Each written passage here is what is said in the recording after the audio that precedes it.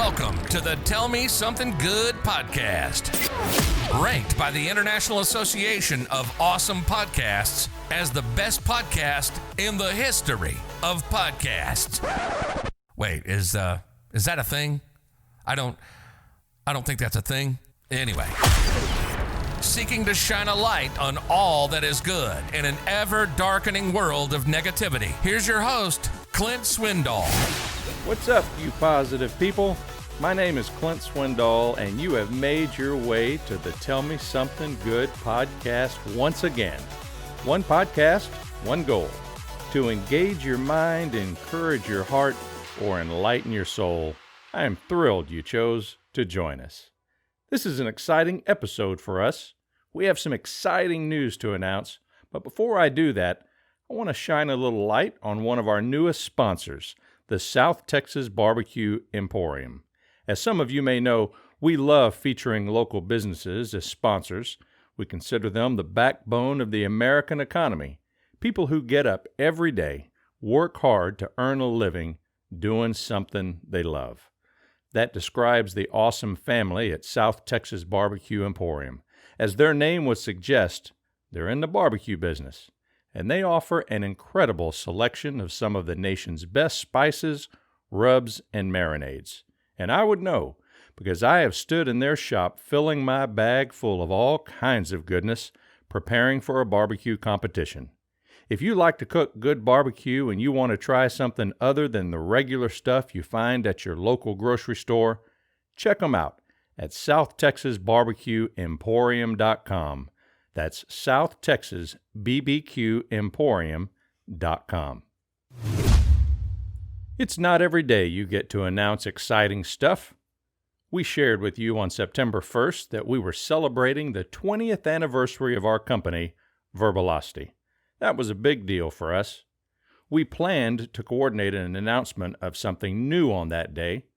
As has been the case with many things related to COVID-19, there were some delays in delivery that kept us from doing it on September 1st. Nonetheless, we were determined to get it done by September the 30th so we could do it in our anniversary month, and we're excited to say we got it done early, and we're ready to make some announcements. In fact, we have 3 exciting announcements to make today. Are you ready? The first announcement is this. I am holding in my hand the brand new, hot off the press, first copy of my brand new book, Tell Me Something Good, A Simple Guide to Overcoming Negativity. We shared with listeners a while back that the book had been written and that it was in the production phase. We have received the very first copy, and I'm holding it in my hand right now. This is my 3rd book, so some people might think it would be no big deal. I have to tell you, seeing the finished version doesn't get any less satisfying. This one is much smaller than my other books, by design. You see, my first 2 books were 50,000-word manuscripts, published by John Wiley & Sons, a giant mainstream publisher. Man, that was exciting when they first came out, and has continued to be exciting as we receive comments from people on how the books have helped them. I've done a lot of research over the years regarding the publishing industry. One thing I learned amazed me, and that is this. The average reader never gets past the 3rd chapter of a book. Writers put all this time into creating a book, and people buy the books and never get to the end. I realized then that I needed to do one of 2 things. 1, write a book with 3 chapters, or 2, write a book with no chapters. So I chose to write books with no chapters. I wrote both of my books with Wiley in the fable format, telling a story to teach the lessons with no chapters. The feedback we received over the years, coupled with the number of copies sold, indicated that was a pretty good format. So I did the same thing with the Tell Me Something Good book. This book, too, is written in the fable format, sharing the journey through the eyes of realistic but fictional characters. It tells the story of Aaron King, an energetic call center manager who faces an internal struggle to overcome his constant complaining and excessive pessimism from the current problems in his life. These troubles are impacting his personal and professional life. A longtime friend and colleague is about to introduce him to someone who will guide him back to the good in his life. Through a series of insightful conversations, Aaron learns a simple approach to overcome the negativity in his life. What may seem simple on the surface will prove challenging to implement. The book provides a simple approach to creating a more positive world. I present the content of the book in 6 lessons and 12 behaviors. And once people are done, readers will have the opportunity to download a free 30-day challenge to encourage the implementation of the lessons learned. The best part is this: it is a small pocketbook. No 50,000-word manuscript this time. No, this one is only 12,000 words, and small enough to fit literally in your pocket. Short enough to read in one sitting. People are busy. Most people don't have time to read books, which is pretty clear when you consider most people never get past the 3rd chapter of a book. And here's the exciting thing. The new Tell Me Somethin Good book is available 3 ways: in paperback, digital download, and audiobook. I'm not a fan of most audiobooks because they're read by some voiceover talent who's never even met the author. In fact, that was the case with my second book, Living for the Weekday. I didn't even know my publisher had done an audiobook until I saw it on Amazon. I listened to the sample, and it was awful. I committed right then and there that I would never do an audiobook unless I read it myself. So that's what I've done. I went in the studio and narrated the Tell Me Somethin Good book myself. I figure if people will be kind enough to purchase the download and take the time to listen to it, I should be willing to take the time to record it. It's available on Audible at Amazon.com, along with the digital download on Kindle.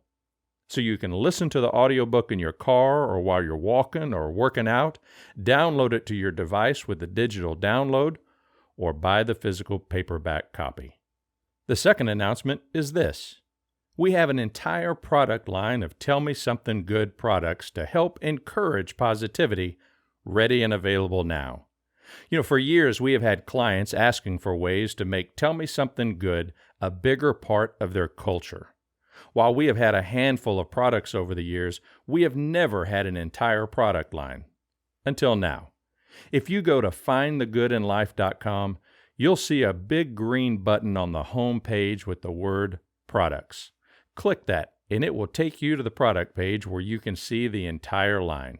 You'll find everything from notepads and pens to stickers and eyeglass cleaners, from posters for your office to shirts and keychains, and from small items like buttons to big items like the engraved Yeti tumbler. We also have created a box to include several of the items you'll find there. It's called a Boost Box, a way for a person to start boosting the positivity in their life and the lives of the people around them. It includes the book, a notepad and pen, sticker, microfiber eyeglass cleaner, all with the Tell Me Somethin Good logo. And the third and final announcement is a way to bring the message of Tell Me Somethin Good to clients in the virtual world. I've been sharing my message on stages for 2 decades, and I will again when we get to the other side of the pandemic. In the meantime, employees still need to be inspired and developed, and for now, that is taking place in the virtual world. We're going to be in this virtual world for a while, and clients shouldn't be sitting back waiting to inspire and develop people. It can be done virtually, and we've created a video product that will help make that happen, along with the opportunity to have a Tell Me Somethin Good boost box delivered to each person prior to the presentation, with things like emoji sticks and activity games to enhance engagement during the presentation. It's an exciting offering for our clients and prospects, and we're excited to tell you about it first, right here on the podcast. Anyone interested for more information can contact me directly at clint@findthegoodinlife.com. So that's our exciting announcement, the release of the Tell Me Somethin Good book, the product line, and the video offering for companies and associations. And hey, because you are kind enough to listen to the podcast, I'm going to give you a promo code to use for a 10% discount on the new product line. Go to findthegoodinlife.com. Click on the big green button with the word products and enter TMSG 2020 at checkout for a 10% discount. Also, it's the only place you can get a signed copy of the Tell Me Something Good book. And hey, that's a big deal. That signature right there will get you maybe an extra $1 when you sell it on eBay when you're done with it. It's just our way of saying thanks and hoping to spread a little positivity to the world. You're listening to Tell Me Something Good with Clint Swindall. I mentioned that my first 2 books were published by John Wiley & Sons, a giant mainstream publisher. We appreciated the opportunity to work with Wiley. They had a distribution network that got my books seen by people who would have never seen them if we did it on our own. We wanted to do something different with the Tell Me Something Good book, and we did just that by having it published by a small, independent publisher named 13 Stories Publishing.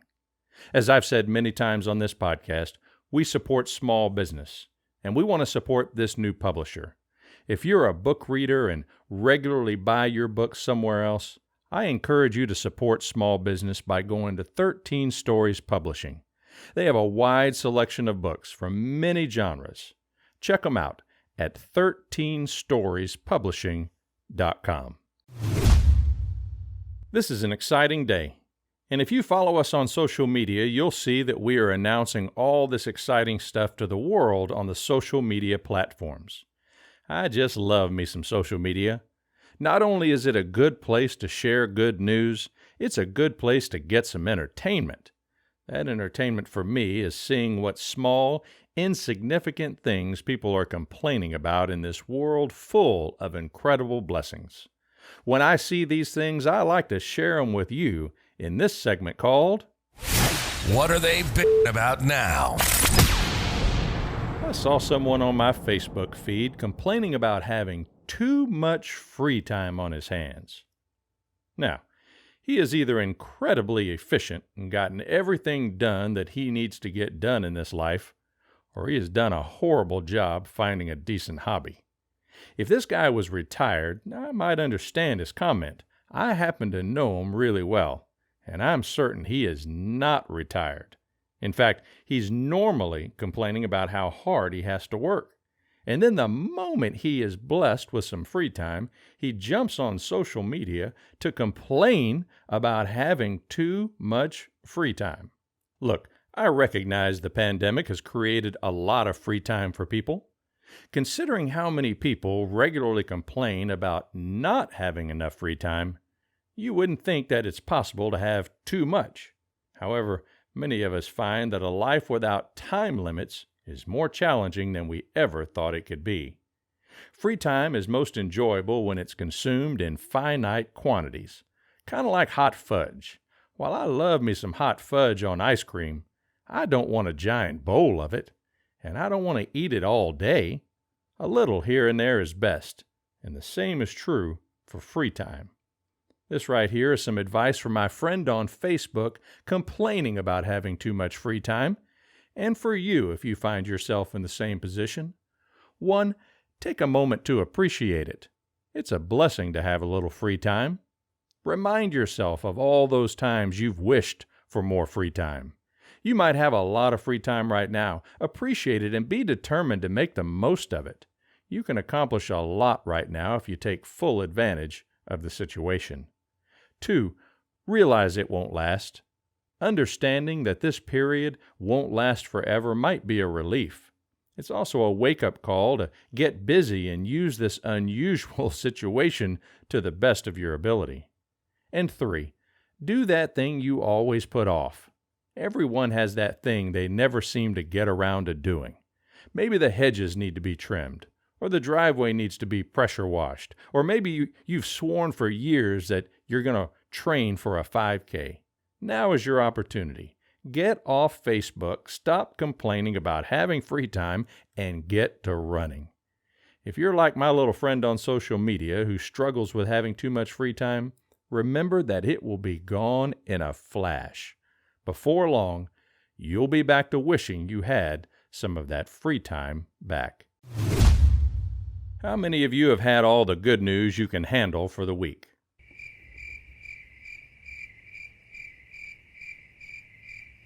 That's what I thought.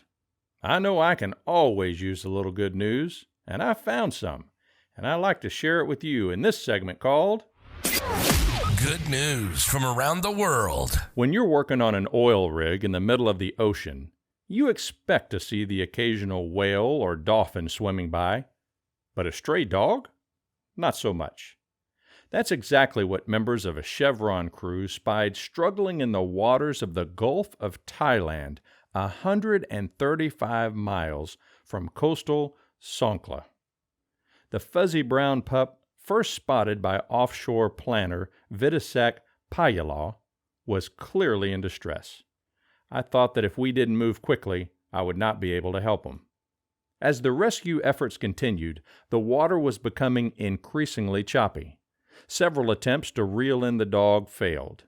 The crew feared he'd be swept back out to sea, but the pooch managed to keep his tenuous hold on the platform.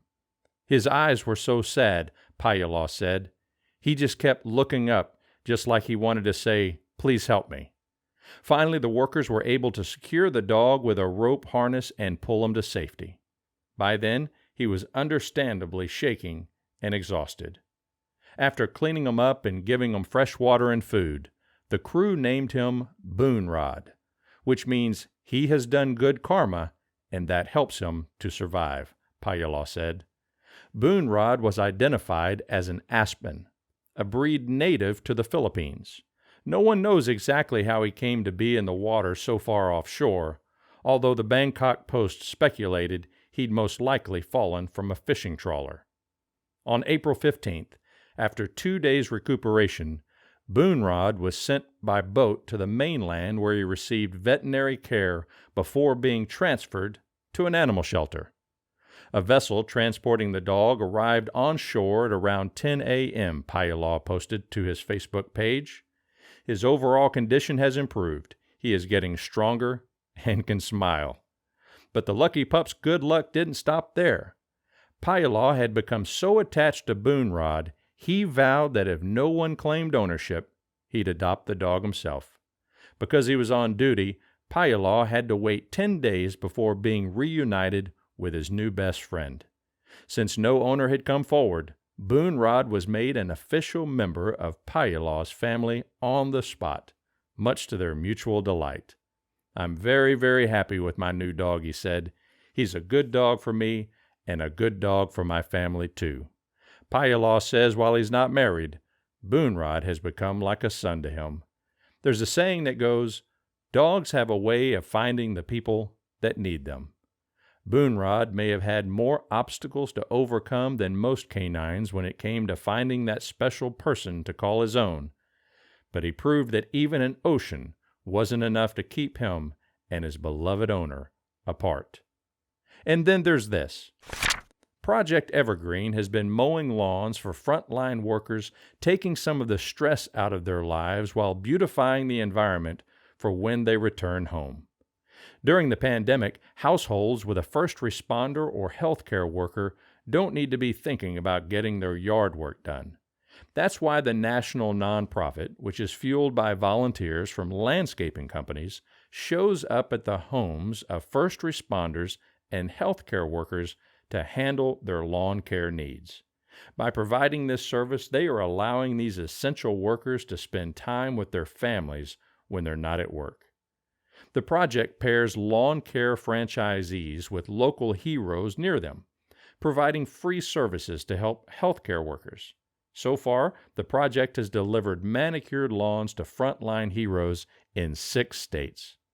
Other volunteers, like church groups, have been paired with heroes as well. The Green Care program for frontline workers has given us an opportunity to show our appreciation and help those who dedicate their lives to helping others, said Weedman Fresno owner Jeff Collenkark. We have a total of 9 customers in the program and are blessed to be able to give back to the hard-working frontline workers who put their lives at risk every day. Cindy Code of Project Evergreen said volunteers at 9 locations in 6 states have been servicing military families through the Green Care for Troops program since 2006. Military families face many challenges when their loved one is deployed, and taking lawn care off their to-do list has been a big help. And in 2020, they expanded the initiative when they saw the hospital workers feeling the same stress. Trimming some of their workload by trimming their grass has proven to be a great way to show our heroes some Corona kindness. And that, my friends, is some good news from around the world. Before I end this episode with a challenge, I want to encourage you to take your social media game to a whole new level by checking out Let's Talk Smack, an app that provides daily nudges to get you increasing your visibility on social media. Look, if you're tired of not knowing what to post on social media as you promote your small business, or you just want to have a more engaging presence personally on social media, you need a plan. And the Let's Talk Smack app can help you create your plan.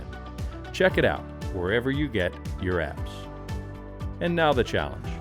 Before you come back for the next episode, I challenge you to reach out to 3 people in your contact list on your phone who you think could use an inspiring word. We are 7 months into this pandemic. There are many people who have stayed home and avoided contact with others. We were built for social interaction, and you have some friends who are feeling lonely and could use a message. Before you come back next week, take a few minutes and make a call, send a text, send an email, or stop by for a visit. They'll appreciate it, and you'll feel better for having done it. Well, that's all for today's episode of the Tell Me Something Good podcast. Join us again next week.